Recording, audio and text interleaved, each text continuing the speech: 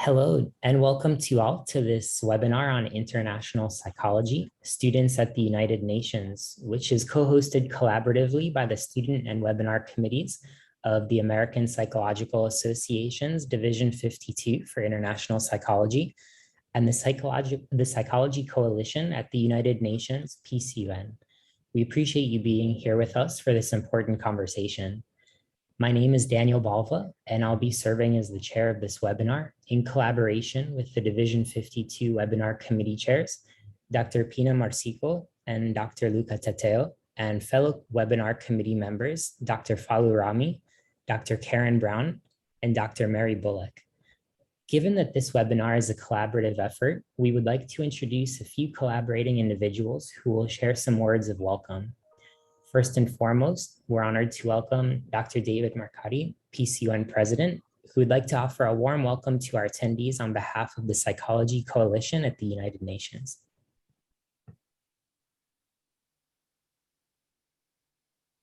There we go. Thank you, Daniel. Welcome to everyone who's attending this webinar. I'm delighted you can be here. In 1995, at a symposium on poverty, attended by some of the earliest members of the Psychology Coalition at the United Nations, conversation with one of the ambassadors about what could be done at the UN, what could be a way that we could come together. And the ambassador responded, form a coalition of psychologists who can then look at the issues the UN is working on and contribute from your research and your practice to inform the initiatives and the agenda and the work of the United Nations. So today, the Psychology Coalition at the United Nations continues that effort and that work. So I'm delighted that you're joining us today. I hope what you learn will increase your interest and desire to be a part of this very important work. As the world becomes more international, more global, our problems are more interconnected and complex than ever, and we badly need the support and the help of the work that psychologists bring to this initiative. So I'm happy to welcome everyone, and I hope you have a good meeting.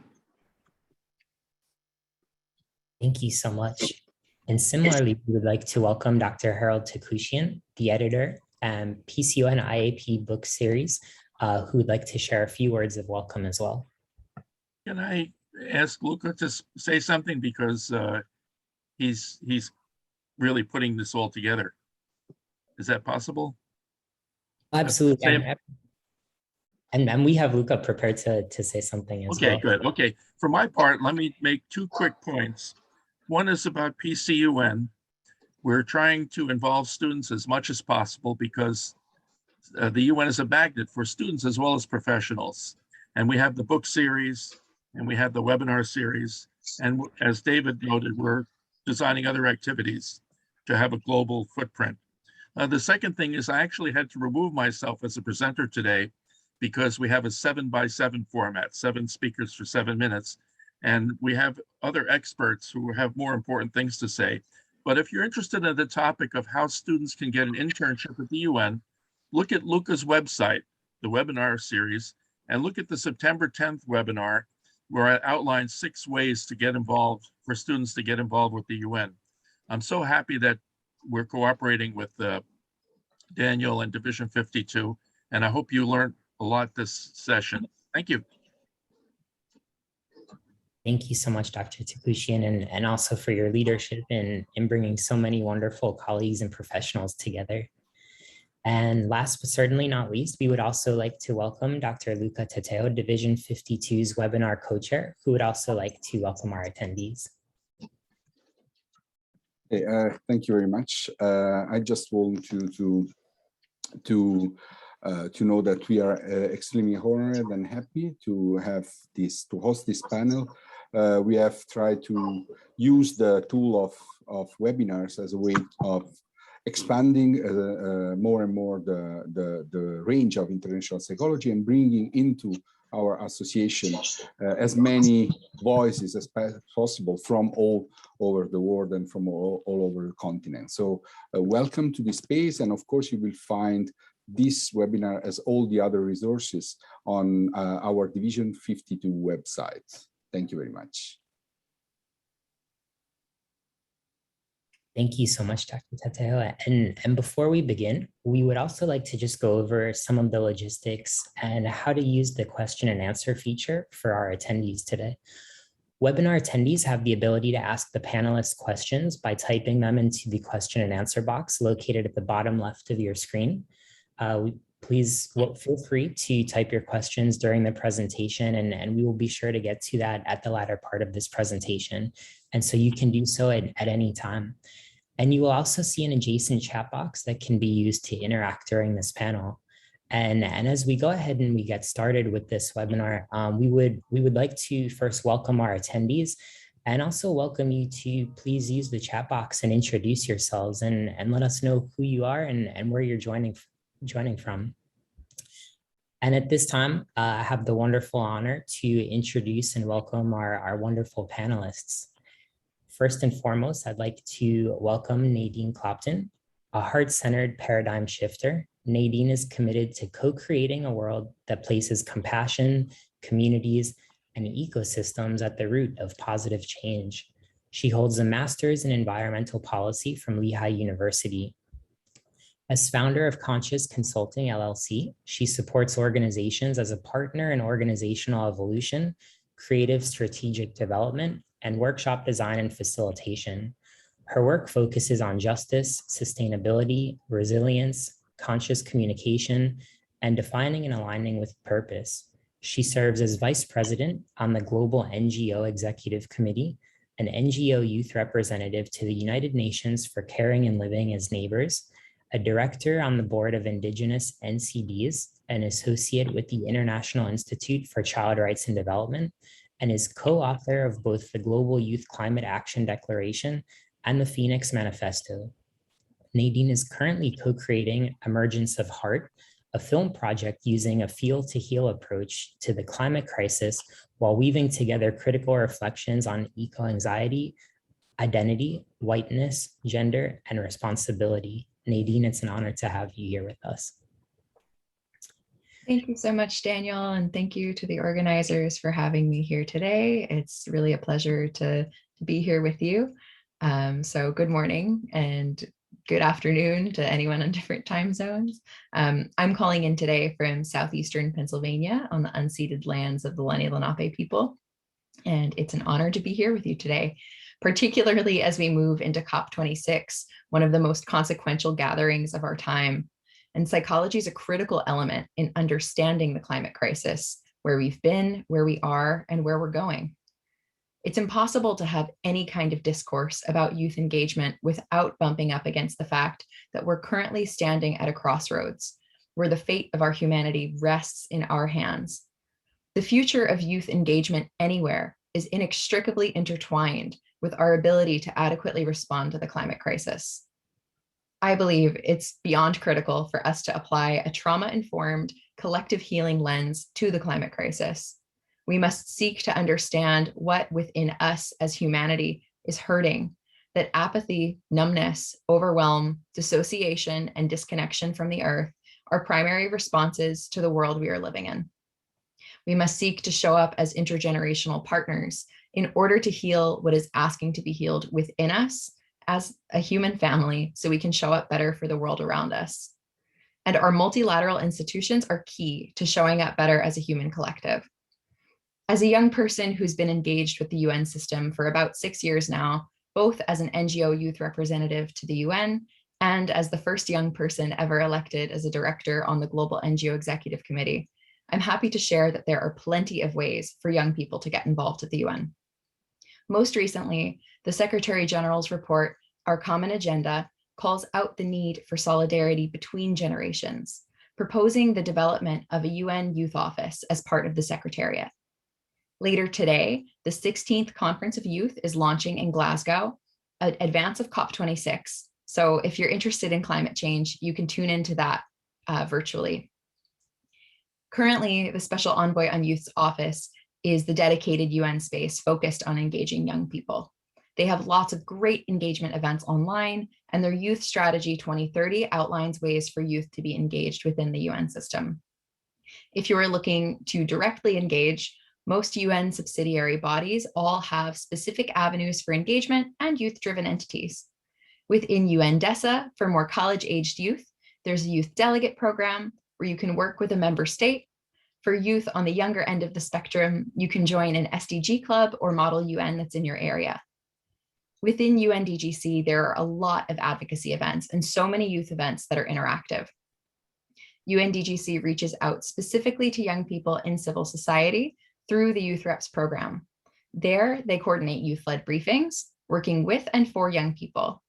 The Civil Society Youth Steering Committee is looking for young people and professionals between 18 and 32 to partake in their advisory group to really help UNDGC to better develop programs to raise their voice. They want to build and enhance the capacity of what young people do through youth rep orientation programs, project support, and more.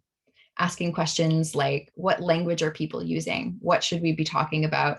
How can we digest complex topics and share them? Through collaboration between UNDGC and my organization, the Global NGO Executive Committee, the Civil Society Conference is planned each year. Youth are involved in the planning from A to Z. Young people have demanded and crafted youth focus and youth-led consultations, and each organization goes back and asks people, what do you think? And the process is deeply consultative. And most importantly, young people have the ability to be NGO youth representatives to the United Nations. That's how I got my start on my journey, working for the last 6 years in service to an Australia-based NGO focused on NCDs in children called Caring and Living as Neighbors. Through this experience, young people can be on the ground at the United Nations when it eventually opens its doors more widely again, and connecting with the global community that convenes there. I'll be sharing a comprehensive list of resources in the chat. Please don't hesitate to reach out to me directly if you have any questions about how to stay engaged. And thank you for having me here today. Thank you so much, Nadine, and for just the incredible work that you're doing and for sharing so many wonderful student and youth opportunities within the United Nations. Thank you. And we do want to remind our attendees as well that given the format of this panel, each panelist will have 7 minutes to speak about their respective topic of discussion before moving on to the next panelist topic of discussion. And so for our attendees, if you have questions for any of our panelists that you would like them to address, please feel free to submit them into the question and answer box, and we'll definitely make time for our panelists to answer those during the latter half of this webinar presentation.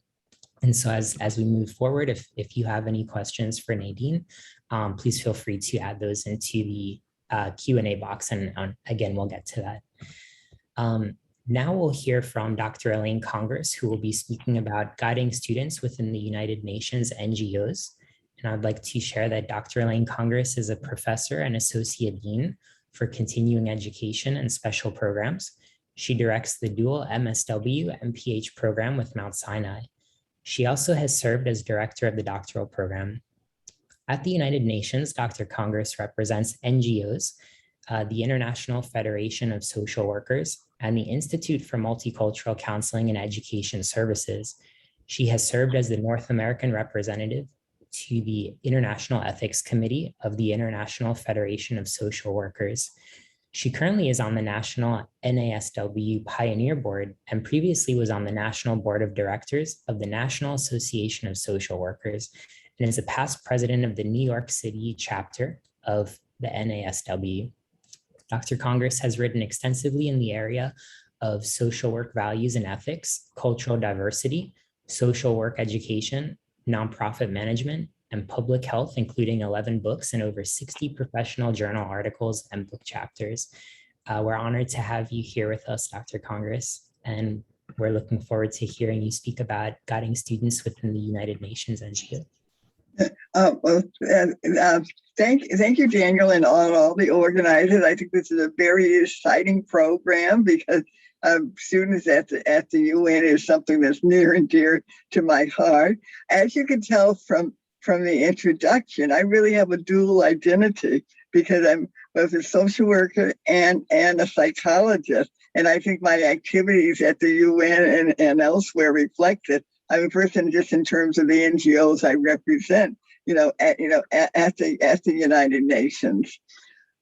I want to say I'm just very, very committed to students and students' involvement at the United Nations. I'm on the board of ICP, and we heard previously from our president, David Marcotte, and PCUN Psychology Coalition of the United Nations is one of the sponsors, for this meeting. And at PCUN, there are many students who attend and participate. Also, I'm on the board of the International Council of Psychologists, ICP, and there are student representatives there. Florence Denmark is the head of of this unit, and I'm sure you psychologists, we all recognize her name as such a leader in our field. And also there are several student representatives from ICP and they're also active. They attend and are very active with PCUN activities and also at the United Nations. I'm going to tell you really primarily about my involvement in my student group. And social work education is required to have a field experience. So for a number of years, I've had 7 students with me at the United Nations. And this is part of their fieldwork assignment. They get credit. They get 9 credits for this assignment. So they work, they work very hard. And I connect them with NGOs to represent. And Melina, who I think has already spoken in the chat, and she's from Monmouth, but also I have a Fordham student, Linda Levine, who's also here, who's an IFSW representative. I also have another student who represents UUA at the United Nations, and another student who is with UNA as the United Nations. So I kind of try to connect them with NGOs. But we also meet as a group. 7 of us, we just came for our meeting, and I really try to involve the students in different programs and activities. I think that the main focus of this field placement, I say, is professional development. I'm training future leaders.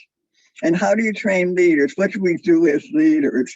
We learn obviously about how to organize and run meetings, and this is, certainly like the type of meeting, but also we learn about doing presentations. So they have many opportunities to present. In fact, they're all going to be presenting at a state social work conference within 2 weeks. I always do something for the Commission of Status of Women. The students all run and kind of organize and run and do a presentation there. So I really work on helping them present professionally. And also, last but certainly not least, is publication. And from my bio, you hear that I'm really into writing. I've written many books and articles and all.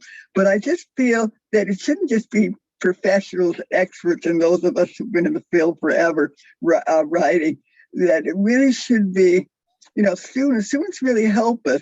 And I don't think they should just be relegated to like a footnote, so-and-so student help with the literature review. I think they really can and are able to participate. So therefore, I really see them as co-editors. And Harold made some reference to our UN book series. We have a UN book series. We published 1 book last year, and we have 2 that are like now in press. And we really want to move ahead with these books. And our very important point of these books is they're co-authored. All the chapters, as well as the book itself, is co-edited, with the student. So, this is a very important part of their professional development. So this is something I work with students. I work with students as a group, but also individually in terms of helping them move into professional publications. So this is, a little bit about, the student units. It really involves them, within the UN. They go to different UN. I'm involved myself in many UN NGO committees, such as the Committee on the Rights of Indigenous People, the Committee on Migration, the Committee on the Status of Women, and the Committee on Aging, the Committee on the Family. And I get students very involved in these committees also. And so, and I encourage them, don't just go to the meetings and sit there. Participate, volunteer, join a subcommittee, volunteer for kind of a writing assignment, write statements. So the students are very actively involved in these committees, and that's another way that they learn. So anyway, this is a little bit about myself and the work at the UN. Please contact me, if you want more information. My email is very simple, congress@fordham.edu, and of course I'll put it in the chat, as well as I'm going to put in a link to the flyer for book 1 of our UN book series, which I hope you'll want to get and you'll find interesting. Please let us know. We're ready. Books 2 and 3 are now in press, and they're going to focus on our big theme these days is health, as we know, but all kinds of health, not just physical and mental, but spiritual and environmental and social health. So stay tuned for books 2 and 3, and let us know what ideas for books 4 and 5. I mean, maybe you can take it on or write on it and work with us and involve your students. So I would encourage you to please contact me. Any students there in the audience who would like to contact me about a possible, I don't know if I can guarantee you a placement, but I can at the UN, but I definitely can, help you get connected. I mean, I have a lot of students who aren't officially placed at the UN, but I share with them information about different meetings that I think they might be interested in. So anyway, I'm going to stop there and thank you for inviting me. And I think this is just very interesting. I'm glad. And thank you, Dr. Takushian, for putting together this really exciting program, which I think will be, very especially informative for students who want to get more involved. Thank you so much, Dr. Congress, for sharing such wonderful opportunities for students, and of course for your continued support and advocacy for students as well, student involvement. At this point, we'll be hearing from Dr. Ani Kalajian, who will be speaking about fellowships for humanitarian work. Dr. Kalajian, since 1985, is a licensed multilingual and multicultural clinician, scientist practitioner, professor of psychology at Teachers College, Columbia University, international consultant, fellow of the APA and its international division since 2000, fellow of New York Academy of Medicine, author of 5 major books and over 100 research articles, 38 YouTube films, 30 years of leadership within the United Nations and its NGO community, working closely with others in the USA and 48 countries and 26 states in the United States to expand human rights, peace building, conflict transformation, nurturing emotional intelligence, healing from personal, collective, vicarious, horizontal, and intergenerational trauma, and integrating mind, body, ego, spirit. We're honored to have you here, Dr. Kalajian. Thank you so much. Thank you for organizing this wonderful platform for us to connect and transform the knowledge generationally to our next generation and the youth. Thank you, Dr. Takushian and Congress. United Nations is at 76, so with 17 wonderful goals that we have been working towards.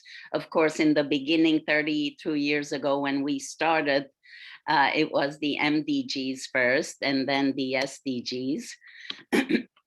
Our motto at Meaningful World is when one helps another, both become stronger. And that's why we prepare the next generation with tools to help other people, including themselves first, self-care, which, by the way, on Saturday is our next program on self-care, all-day workshop. And the second motto is shared sorrow is half sorrow, while shared joy is double joy. So we work on trying to help people double their joy. we transform challenges facing the world, the trauma being one of the most dangerous one. Individual trauma, vicarious, collective, generational, and horizontal. We organized the first mental health focused conference at the UN in '93, when they didn't know the difference between psychology and psychic. In fact, when we had the reservations at the delegates dining room, Major D said, oh, the psychics are here, the psychics are here, talking about the American Psychological Association group board that we have taken for a visit at the UN. We lift one another up by transforming horizontal violence. We have internships, pre-doctoral, postdoctoral, high school, research, digital media, and social media. Here are our youth. And actually, thank you, Nadine, for being involved, as 20 years ago, our youth, Katrina Martinez, started the youth briefing for the first time. And we have annual programs, 7 programs at the UN. One of them is on genocide prevention every year in April. And with that, we have also associated the essay contest for high school, college, and there's monetary award in that as well. So we help with the whenever trauma strikes. Of course, we prepare people before trauma strikes with self-care and other tools. I too, as Nadine mentioned, was the vice president of the executive committee, and then the 54th annual DPI conference chairperson when I had to be challenged to evacuate almost over 4,000 people because of the 9/11 terrorism. So that was our work. We already had 12 years experience. So that was our real work in our home being terrorized and how to help people that came from over 69 countries. So we do have 5 books, as mentioned, related to the UN and peacekeeping, as forgiveness and reconciliation, generational healing and ancestral healing, transforming generational trauma, and a how-to book with the 7 steps how to address self-trauma, individual, and then help others. In 2010, we began the first Mind, Body, Echo Spirit Festival conference at the UN, and we continue. And if you continue and complete our educational modules for humanitarian relief, you will be graduating as meaningful world ambassadors at the UN. Here is the last class that we had in 2019 before COVID. And we address all the mostly about 7 goals of the 17 SDGs. Goal number 1, you would say, what does poverty have to do with psychology? But we give them tools to creatively make economic growth, such as a chicken coop business after the tsunami in Sri Lanka, sewing machines in Sri Lanka, Haiti, and Middle East for girls to start learning a trade, etc., planting trees, being mindful, ecological connection. SDG 3, addressing health and well-being. We have the 7th step. We have worked with the diplomats and ambassadors to help them learn about forgiveness. We give them preventive approaches, guidance, emotional management guidelines, and assertiveness skills, etc. With SDG Goal 4, we address quality education, as mentioned, in 48 countries and 26 states, especially addressing vulnerable populations, displaced populations, and as well as police, Coast Guard, the nuns, religious, and health professionals who are mostly affected. Here we are training in Haiti, the police and the Coast Guard. And here, immediately after the genocide in Rwanda, we went to help them. And look at the photo I took of all the skulls that were methodically cut in the same place with machetes. And these are brothers causing harm to one another. So we transform challenges facing the world through violence, trauma. We lift one another up through our modalities as art therapy and music and dance and physical movement, soul surfing. Here you see the work of children. On the left, you see before the war, the drawing and painting. And on the right, you will see the sad and dark and fearful after the war, the darkness. And here we're in Sierra Leone helping children through music and through movements, releasing their own traumas. And with here in New York, Bronx, Long Island, Queens, we help children learn tools for emotional intelligence and assertiveness. And in Africa, SDG number 5, gender equality, we teach the Maasai tribe about the dangers of female genital mutilation, and in Pakistan about gender equality, and in Syria, goal number 10, reduce inequalities, empowering women. This is a photo I took, and this is not a religious scene. This is a human-made trauma. Transforming violations against women in Pakistan, and here how women were not allowed to go to the hospital to get their care, and we had to forcefully move them away from their husbands who were interfering with their health and well-being. And SDG Goal 10 continues in Saudi Arabia. We were there addressing women's ability and the right to drive a vehicle, to drive a car. And finally, a year ago, that was established. And goal number 11, sustainable communities. We helped plant trees for peace and forgiveness gardens. This is in Haiti, but we have done it in Middle East, in Armenia, in Kenya. Part of the ecology is also cleaning up the mess. And here in Kenya, we're giving incentives to children, the youth, and the awareness of importance of ecological consciousness. SDG 16 addresses peace, justice, and strong institutions. And here we have worked in almost every country, including with the terrorist groups, to try to understand their psyche.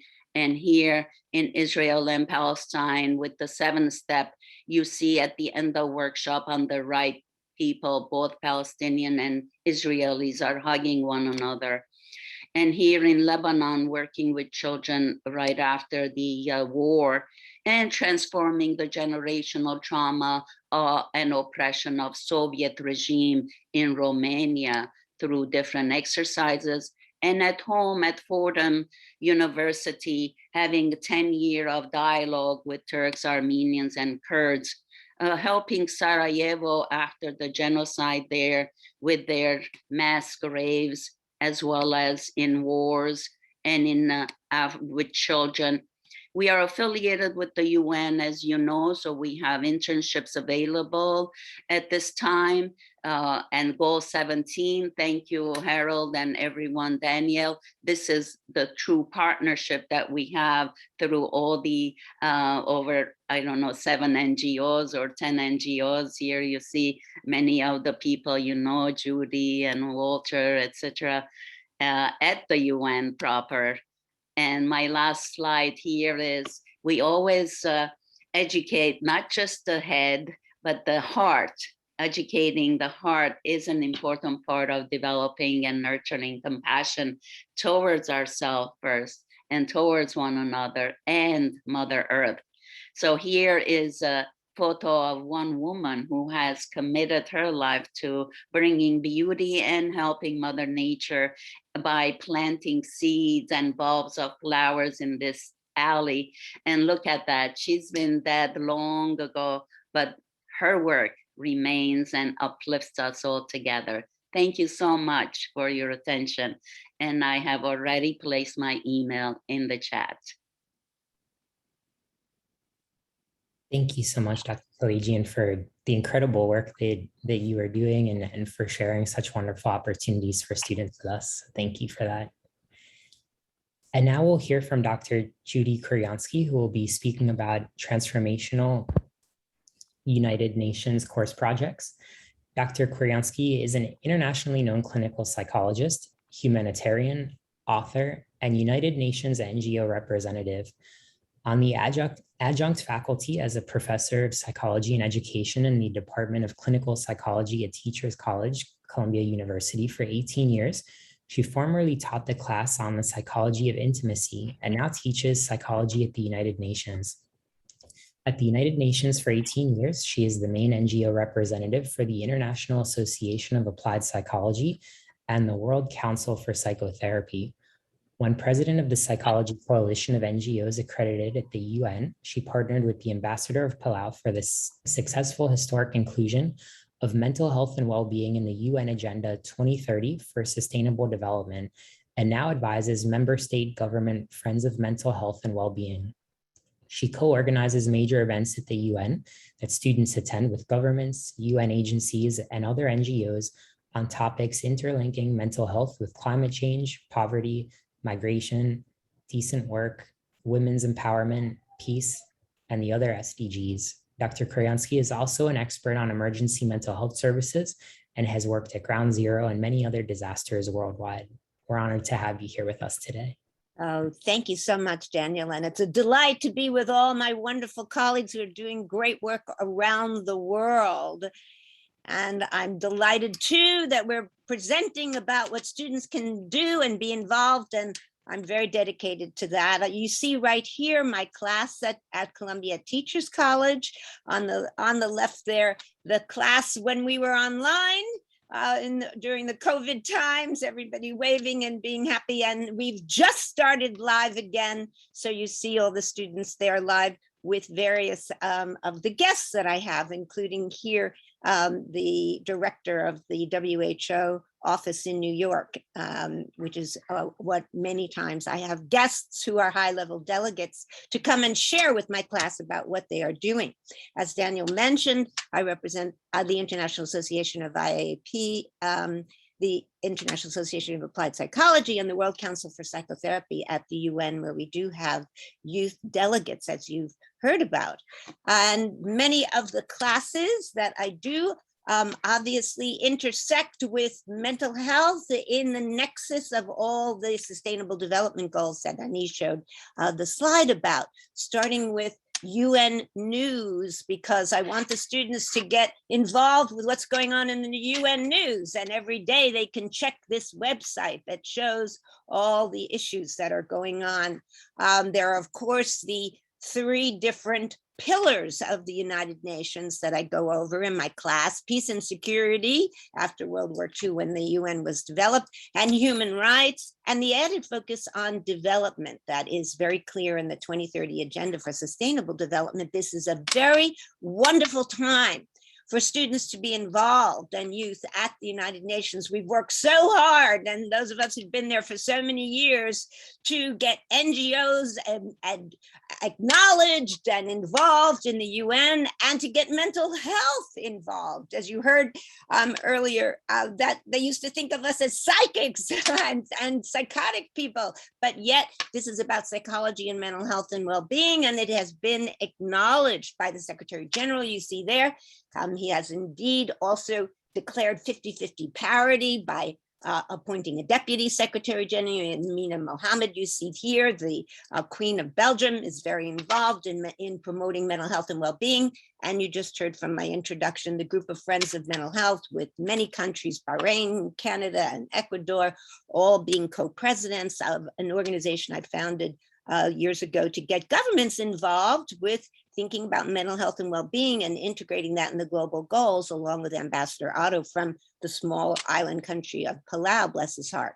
So we did manage to get mental health and well-being into the Sustainable Development Goals. As you see here, when I was leading the meetings with 80 different countries from all regions all over the world, and this model that you see there, putting mental health and well-being in the green box within the heart as the center of all of those, eradicating poverty, achieving peace and security, and all these issues that you've heard about. This is now what students need to take over and even develop in a bigger way at the UN, and is something that Elaine and Harold and me and all of those of us you've heard and will hear about are very dedicated to involve students with. I focus in my class on the 2 P's of policy, as you see in the Sustainable Development Goal, the Global Compact on Migration, and including the Sendai Framework for disaster recovery, universal health coverage, and including health into primary health care, and programs on the ground that you've heard about in Africa that you see there in Lesotho with a girls' camp, and in the Democratic Republic of the Congo recently to help a very small community in a remote area in the Congo to protect themselves from HIV. Now, the key that I want to focus on here is about the semester projects that I have the students do. Why? Because this is the way for them to get involved and to know that they can make a difference. That's the point. I don't want them to just do a project that gets put into a computer and nobody ever sees. I want them to come up with something that is useful, that is meaningful to them, meaningful to others in the field, advances their personal and professional development, is relevant, of course, to the theme of the course about mental health and well-being, advances advocacy at the UN, and can be published in some publication, as Elaine was just talking about in terms of the IAP book series.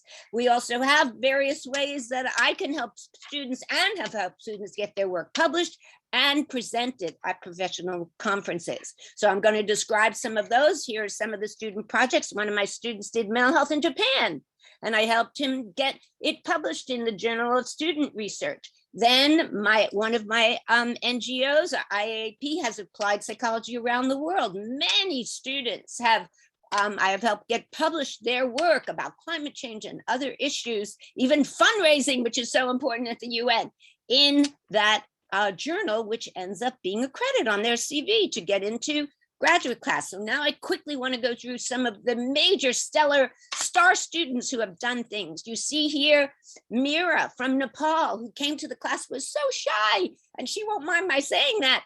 And I said, what are you going to do with COVID and resilience in your beautiful country of Nepal that is suffering so badly? I said, call up the ambassador of Nepal at the UN and let's set up a workshop and an online seminar about resilience. She said, call up the ambassador of Nepal. Were you kidding? I can't do that. I said, yes, you can. And that led to 6 phases of what she was doing with the ambassador, and then webinars that she did, a CSW NGO forum that she did that you see these individual posters about, and events that she presented, inviting other students to also present their work in different phases that are still ongoing. Another one from the United Arab Emirates that I'm very involved in. One of my star students came to Dubai with me. I got her invited to the World Government Summit. We went to visit sustainability cities, as you see here, that is focused on happiness, which the UAE is taking over from its original country that had started that campaign. She had a fellowship with a big project that I'm involved in at the UAE called the SDGs in Action campaign for the Health in Your Hands, reaching out to to people left furthest behind, which is the phrase at the UN, and meeting the Minister of Health, one of the mental health, of happiness, rather, one of the first ever, as you see here in that picture with Layla.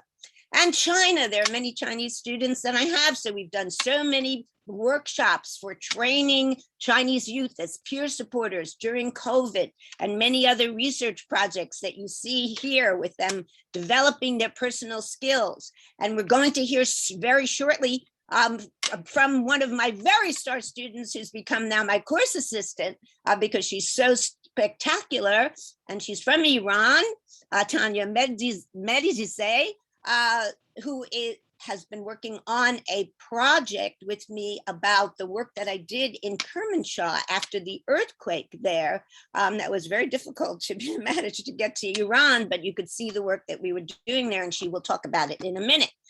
So the students have done many panels, as you heard Elaine talk about, for the NGO-CSW New York Forum.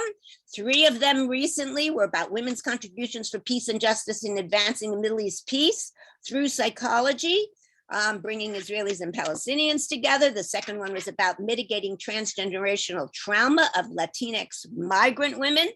And of course, Mira had done one about resilience in Nepal during COVID-19 and the support and the rights of women and girls. Students participate in international meetings. They come with me all over the world, to Vietnam, to, as you see here, to many countries, to participate, present their work, meet high-level people and psychologists around the world. They connect with ambassadors. You saw already about Layla and about Mira with Nepal. And also there was one of my students who wanted to become the Prime Minister of Jamaica. And I had the ambassador of Jamaica on one of my panels. I said, you must go talk to him. She was so shy and so afraid to do that. I took her by the hand and I brought her over to him, and you could see her talking to him, and he invited her to many events after that. So I want students' dreams to come true, what they want to do in the world. They do different things also with regard to not just publishing and presenting at conferences. One student did a video. All of these things are different projects. Other students have used art. One student liked to do a comic because she had talent in that. So the key is what intrigues and motivates them. That's what I want to do, as all of us here want to do, to advance their career, make them really feel they're making a difference in their world. So Tanya, I turn it over to you to describe all the wonderful things that you have done. Thank you. Yeah, hi everyone. I was a former student of Dr. Judy's in her psychology at the UN class.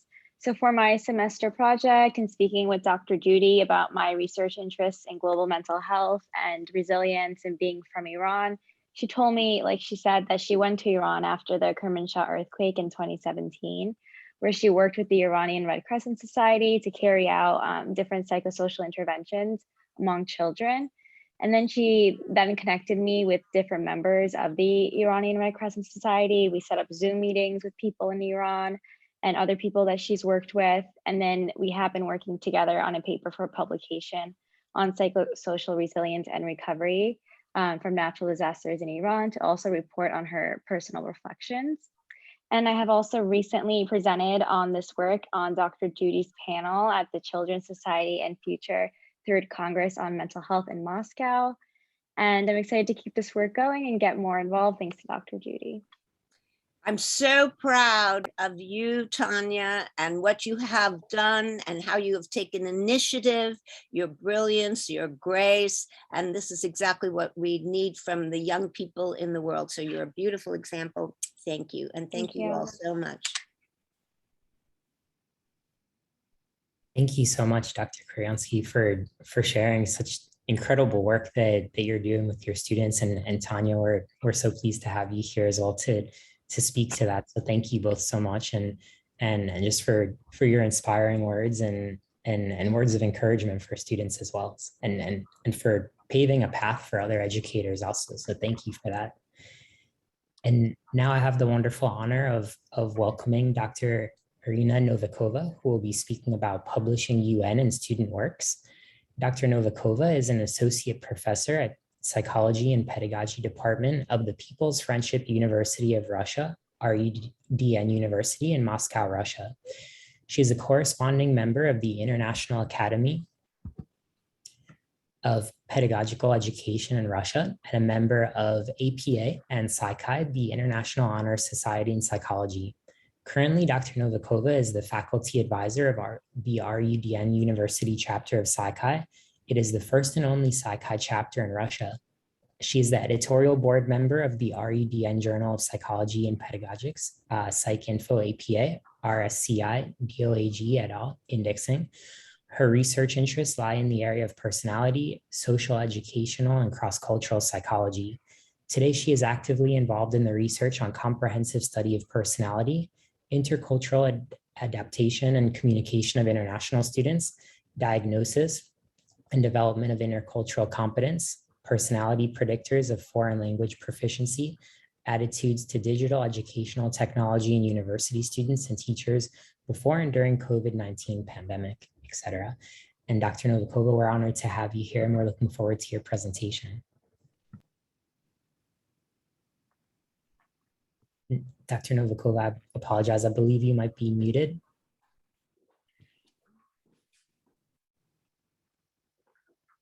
Thank you, Daniel. Thank you, all colleagues, all friends, students. It is a great honor for me to participate in this webinar. Do you see my presentation? Yes, we could see it. Thank you. Greeting from Moscow and from Rudan University, most international university in Russia. Our university was founded on February 1960 as People's Friendship University. In the first decades, the university trained primarily international students from developing countries in Africa, Asia, and Latin America. Currently, our university is actively developing. In every year, it improves its place in various ratings. And for example, there is great progress according to the QS University ranking in 2021. Traditionally, our university pays great attention to education of international students and their involvement in scientific research and publication. In line with the topics of our webinar, I want to say that Rudan University has a large publishing house and published a lot of scientific and educational literature. Rudan is the founder and publisher of more than 20 peer-reviewed scientific journals in various fields of science, such as mathematics, physics, medicine, linguistics, etc. I have the honor to present to your attention our Rudan Journal of Psychology and Pedagogics. The journal is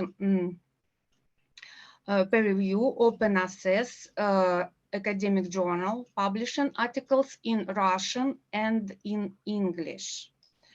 The main scope of our journal is publishing the result of scientific research by the international and Russian scientists on the current trends of psychology and educations in the form of the research articles, scientific review, scientific reports, book reviews, and biographical articles. You can see main aims of our journal. Much attention in the journal is paid to the topics of cross-cultural communication, intercultural and academic adaptation of the international students. And this topic reflects the specific of Rudan University as largest international university in Russia. I must also say that our Rudan University has only one Psychi chapter in Russia. In this regard, our journal published articles on the development and internalization of the Psychi.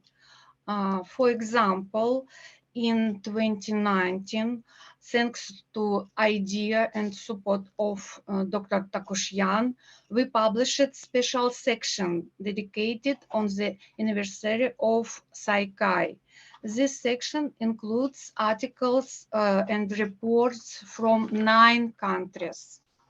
Among the authors of the articles were both famous scientists and students, members of the International Psychi chapter from different countries as Canada, Cyprus, Guatemala, Malaysia, Puerto Rico, Russia, Trinidad and Tobago.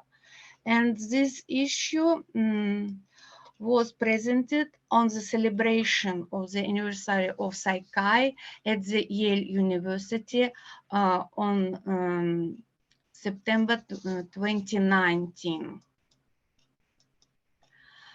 I have other examples of students' publication in our journal. One of our authors was Anna Maria Wojtka. She was Psychi honors student at Fordham University in 2017. You can see she on this slide. And on this slide, you can see examples of articles by international PhD students from different countries with co-authors with academic advisors. This article published over the past 5 years in our journal. These are mainly cross-cultural research or cultural studies conducted in Vietnam, China, Palestine, the USA, Ecuador, and Russia. Of course, we publish many articles by Russian postgraduate and graduate students, also in coauthorship with scientific advisors. You can see some examples of this slide.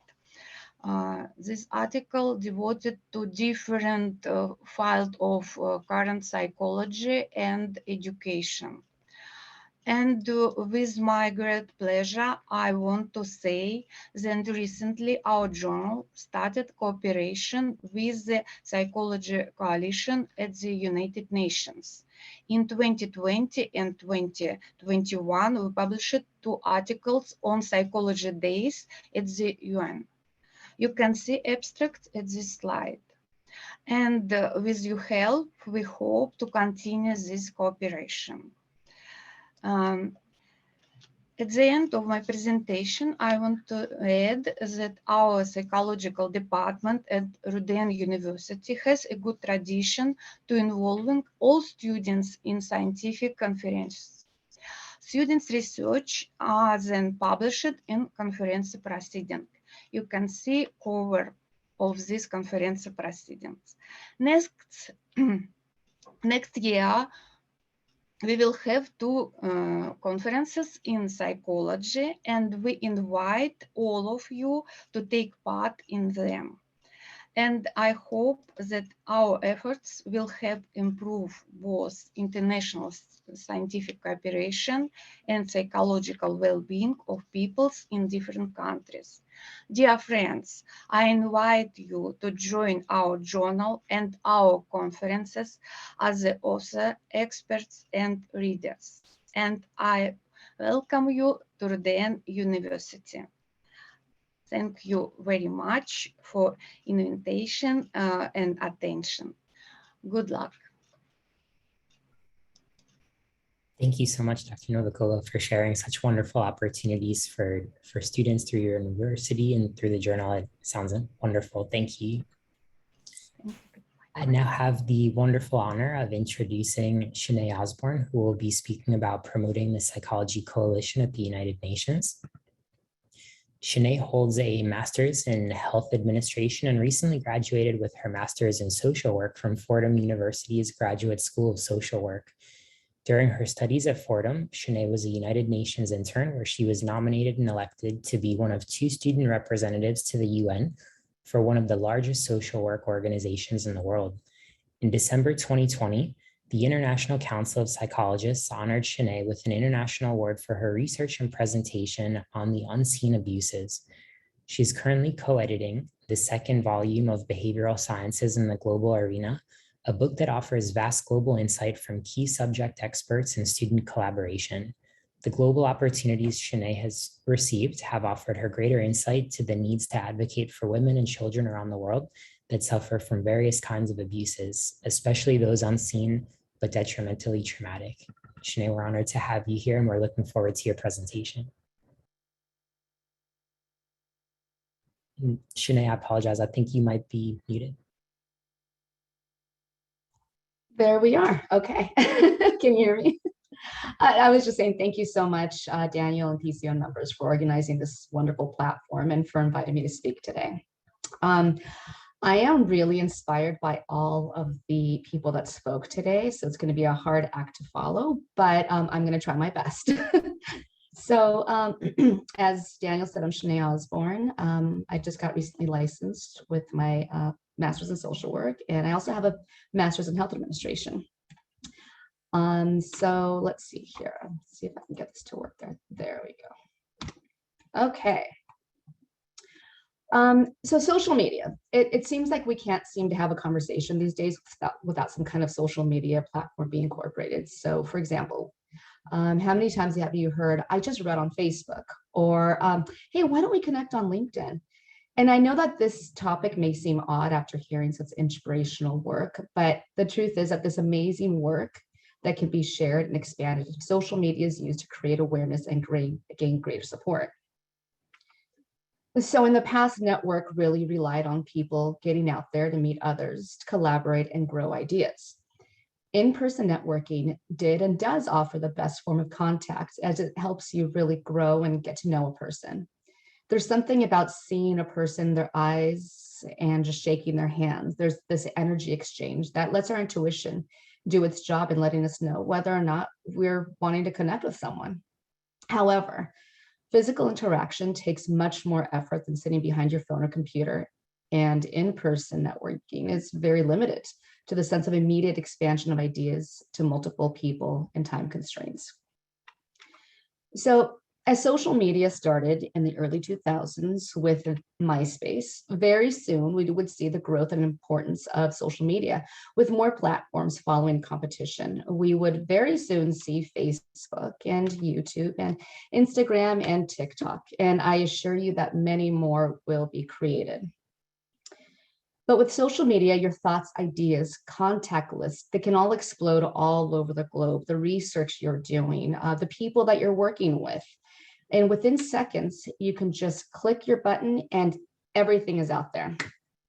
This is especially important in the world of psychology, because with all the important work that students and subject experts around the world do to collaborate and share and expand their knowledge, this is really important to get out there. And we've actually done this for the books, for the behavioral science and the global arena, because we realize that such important content can be shared around the world. We're no longer limited. So when I told Dr. Takushi and Dr. Congress that I think that we should really use social media to get this out there and increase sales, you know, we have different generations. We've done work very differently. And as students, you have such an important impact on how we progress into the future of technology. So thankfully, we were able to create social media and for these books, which will just continue to grow. And we are looking for interns to continue to help that along. So, and you know, you can collaborate with all these experts that you see here today, create a stronger CV for yourself. And this can even be done all through social media. So research shows that in 2021, there are 4.48 billion active social media users in the world. So from 2015 to 2021, the growth of social media users has doubled. And I'm sure that we know the answers, but just to reinforce the need to use it in this day and age, social media offers people knowledge, socialization, career connections, marketing, and so much more. This is why being a part of social media platform is essential in your growth, whether it be for your own marketing or for your organization. It's the most effective way to gain more contacts, market your products, your skills, and continue to expand your knowledge in the field. So the point is connect, connect, connect, share, follow, and don't be afraid to connect. The amount of times that I connect with professors because I just liked what they did. You know, Dr. Kalajian, I just completely admire the work that she does, and I'm very interested in that. I've had the privilege of speaking with her many times. We've connected through social media. She's connected me with other people, and I've shared their work. So this is another way, just it's so important to connect with them on social media, connect with them in email, be persistent, and show them and the world who you are. So I know it can feel daunting to add yet another task to your plate each day, but consistency is delivering delivering your consistency is important in delivering your message and the activities. So use your everyday activities to post on your social work networks. For example, when there's a PCUN meeting you are attending or any other meeting, you can just simply post something like, what a great meeting today, learned a lot, or great statement PCUN, and always, always, always include a link to an article as well as an image. Images catch people's attention, and that's what you want. So just a reminder, be respectful of what you post, because what we type comes off very differently from what we say or how we say it. So because social media has, it's always been associated with increased bullying and decreased mental health in many, especially the youth. So it's important to be careful in how we use images and words. And this is yet another important aspect for psychologists to continue to research and post the effects of social media and how it can be developed to create a safer space for a more positive upward movement. So social media, it's a great place to display your knowledge, your skills, but also show people what you stand for, who you are. And as students, you can make a huge difference in posting, following, sharing, and even better, you can get involved and assist all these amazing experts in getting all their efforts all around the world. So we need your social media, your skills are needed. Okay, so thank you again so much for your time and everything that you do to make this world a stronger, safer, better place to raise and guide our future generations. And if you have any questions, please feel free to contact me or even connect on LinkedIn. Thank you so much. Thank you so much, Shanae, and for sharing such great insight with us as well. So thank you for that. And now I have the honor, last but not least, of introducing Rita Rivera, who will be speaking about opportunities for student involvement within the American Psychological Association's Division 52 for International Psychology. Rita Rivera is pursuing a PsyD in clinical psychology at Albizu University in Florida. She is the chair of the Florida Psychological Association of Graduate Students, FPAGS, and is student representative for Divisions 1, 15, 49, and 52 within the APA. Rita is also co-chair of several working groups of the APA's interdivisional COVID-19 task force, including the Higher Education Working Group. She is a writer for APA Society of Counseling Psychology SCP Connect team and her Psychology Today blog, Physio and Psych. Her areas of interest include fields that explore the relationship between physiology and mental health, particularly among minority and underserved populations. Rita has clinical experience working with the Hispanic and Latinx patients and high-risk populations both in the United States and in her home country, Honduras. Rita, we're honored to have you here and we're looking forward to your presentation. Thank you very much, Daniel. Hello, everyone. Thank you so much for joining us today. I'm a student member of APA Division 52, which is International Psychology. And the vision and mission of Division 52 is to represent the interests of psychologists and mental health professionals around the world who foster international connections, engage in multicultural research and practice, and also serve the public by promoting global perspectives within and outside of APA. Due to the nature of the division's membership, there are many opportunities to collaborate with psychologists, clinicians, mental health advocates, and other professionals from different countries and cultures. Some of the specific opportunities for student involvement within Division 52 include leadership, research, publication, and presentations. At the leadership level, students can join several committees and support the division's initiatives, as well as shape the present and the future of the organization. Some of our committees include the Advocacy Committee, the Awards Committee, the Convention and Programming Committee, the Early Career Professional, the Immigration and Refugee Special Interest Group, the International Committee for Women, the Trauma and Disaster Special Interest Group, and the Webinar Committee. Students can also seek funding and scholarship opportunities for their engagement in international research and leadership.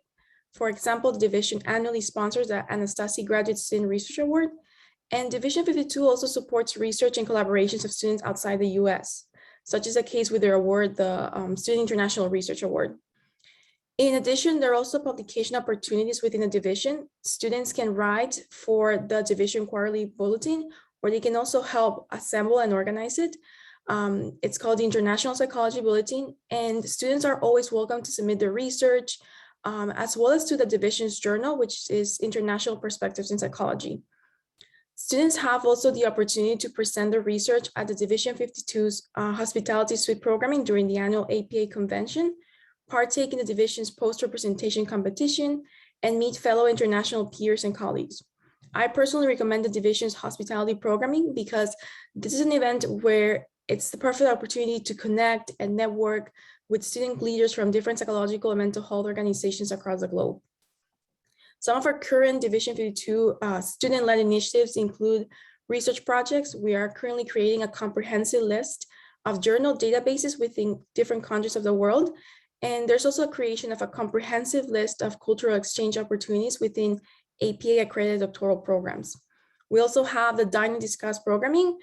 Students virtually gather around the kitchen table with leading professionals in international psychology from around the world, and they have meaningful conversations about international engagement, mentorship, and opportunities within the profession.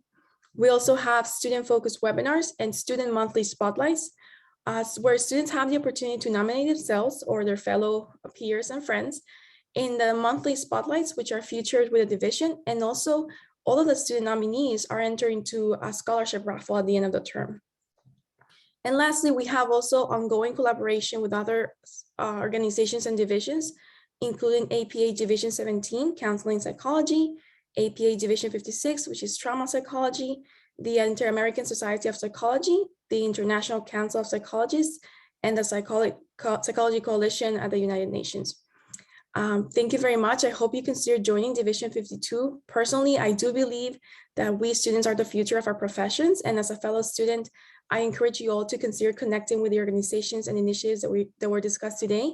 And I wish you much success in your leadership endeavors. Thank you so much, Rita, for all the wonderful work that you're doing and for sharing such great opportunities with us. And so, of course, we want to thank Rita and all of our wonderful panelists for your time and really just for such wonderful resources that you've all shared with us. And at this point, we'll be moving into our question and answer portion of the panel in our last few minutes here for today. And so as a reminder, we ask any of our attendees, please feel free to submit questions through this feature as well. There was a question that did come in for our panelists who spoke about different internship opportunities and different opportunities for involvement. Are the student internships mostly for graduate students, or are there also opportunities for undergraduate students and for postdocs as well? Well, we have both for undergrad and graduate and postgrad. We have a fellowship for graduates as well, for postdoc, yes. I mean, at Fordham, the UN field placement I have is only, unfortunately, it's only for graduate students at the school, the Graduate School of Social Service. But if you are at Fordham and you're undergraduate, there is more of an opportunity because Fordham is a recognized NGO, Department of Global Communication, formerly known as Department of Public Information, is accredited NGO at the United Nations. So if you are interested, please contact Kelly Roberts, who is the main representative. And I think I put her email in the chat. But if you are a Fordham undergraduate and you want to find out more about that possibility, contact her. Thank you. And I see Nadine has also shared in the chat box that she offers one-on-one and group coaching for emergent leaders focused on storytelling, advocacy, and on conscious communication. So if you might be interested in working together, please do reach out to Nadine as well.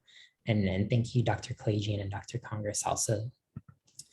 And also just another question that we have for those panelists who might be interested in sharing, what recommendations would you have for students in terms of maybe next steps of getting involved? I know there were a lot of wonderful resources that were shared, a lot of wonderful opportunities, but with that, what would you maybe recommend as kind of a first step of how to make that connection and how to seek out those next steps for opportunities?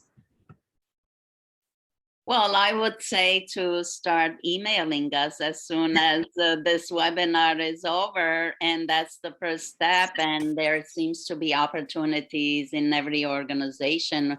We sure have openings, and we can have, as Congress mentioned, up to 7 interns, and we collaborate with other organizations. They're looking for interns. So definitely this emailing us right away would be the first step, I think.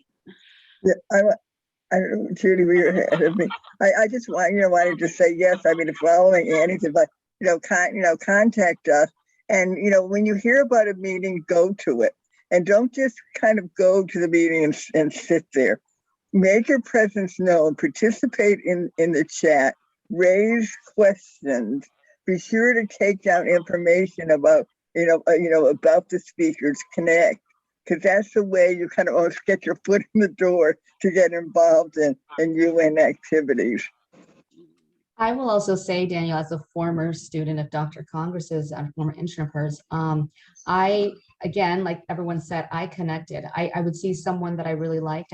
I'd introduce myself. And sometimes it takes persistence because they have so many emails coming in. I think that a professor or an expert always sees that person that really wants it.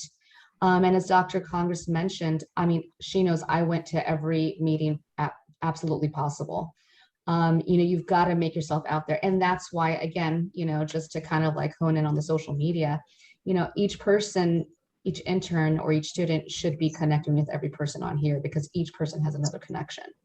And persistence, connections, and just say who you are, what you're interested in. And every once in a while, just keep in touch with these people because you never know what opportunity is going to come about. I love those suggestions. Those are all wonderful practical things. And on an emotional and psychological level, I think it's important to have no fear and take initiative. Mm-hmm. Yes. The worst thing you'll hear is no. And those are just 2 little letters. Yeah. All that means is ask another way. Yeah. And you really we want to have young people participate. I mean, it's very, that's our future. And you all have wonderful ideas and you're, making it more comfortable with social media and you have wonderful ideas about what we should do with the future of our world. And we want you all to be participating.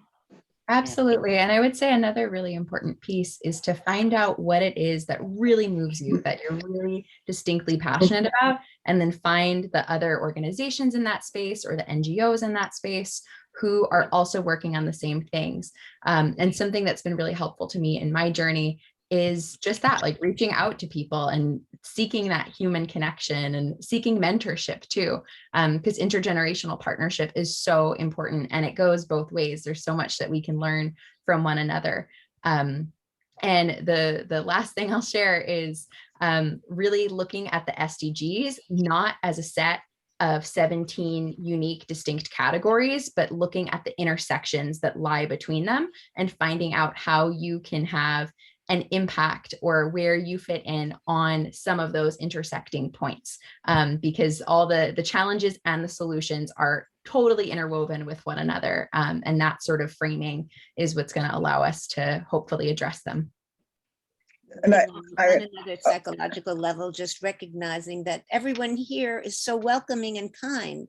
And bless you, Harold, for creating so many of these opportunities, really, for all of us to be together and to see each other and share and to be able to offer these opportunities to everyone. So the kindness and the openness is there for you.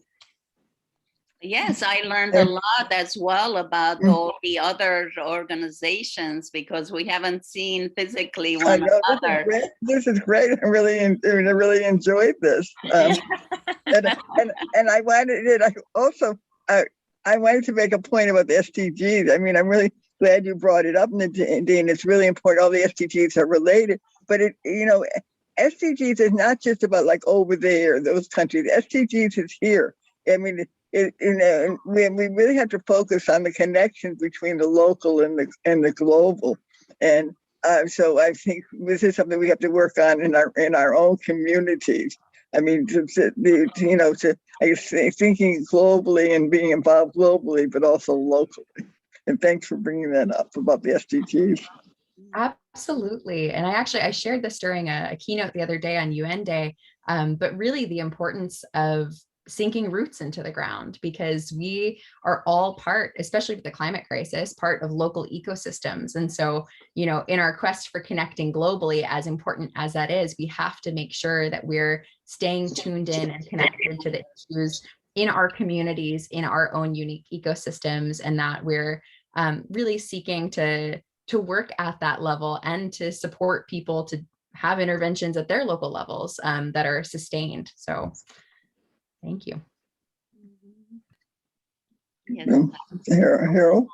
I would quickly confess to some mixed feelings, because on the one hand, all 7 of you presented such magnificent and very different opportunities to students.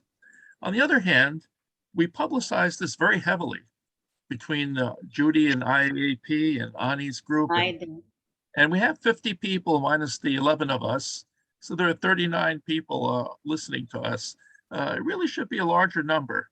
The only positive thing I could say, because I spent a lot of time responding to students saying how you can get involved. And this webinar says it. I guess the positive side is that Luca's recording this. So every time a student asks us, we could refer them to this tape.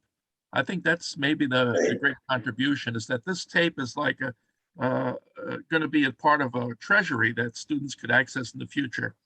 I'm kind of surprised that we have only 50 people. Well, Harold, because a lot of the students are busy with their midterms, they've told us they have finals and midterm exams this week. Yes. It doesn't reduce the value of the magnificent coverage that you guys provided the past hour. Thank you so much.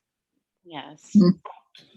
I would definitely add to that, just mentioning that just in the chat box that I included a link to the student webpage for Division 52, where we post all our student focused webinars as well. And also the webinar page of Division 52, where shortly this recording from today and other recordings focused on student programming will be available. And so that's been a wonderful resource that we've been happy to share with students. So even for those who haven't been able to attend live, this has been a great resource to collect just the wealth of knowledge and resources that each of you share, and to pass those along to students. And so with that, I would just like to, on behalf of our Division 52 Student Committee, on behalf of Division 52 and in collaboration with PCUN, we sincerely thank all of our panelists from the bottom of our hearts for just such a wonderful opportunity to connect and to learn from the wonderful opportunities that each of you are sharing. And we thank you for your advocacy and your promotion of student efforts, and for your involvement of students within the discipline as well. And we would love to hear from those in the audience about this webinar. And so we welcome any feedback about your experience, about both the content and the format of today's discussion. And we'll absolutely use that to help better inform our future webinars as well. And so again, access to the recording will be available shortly. And we thank you all so much for attending. We thank our panelists, and we thank Dr. Takushian for helping bring together such wonderful professionals. And we're looking forward to many continued collaborations as well. And so thank you all so much. And we hope you have a wonderful rest of the day, afternoon, or evening. Thank you. Thank you, Daniel. Great, thanks. Daniel, wonderful job. Yes, great job. Thank you, everyone. Thank you, everyone. Thank you. Thanks.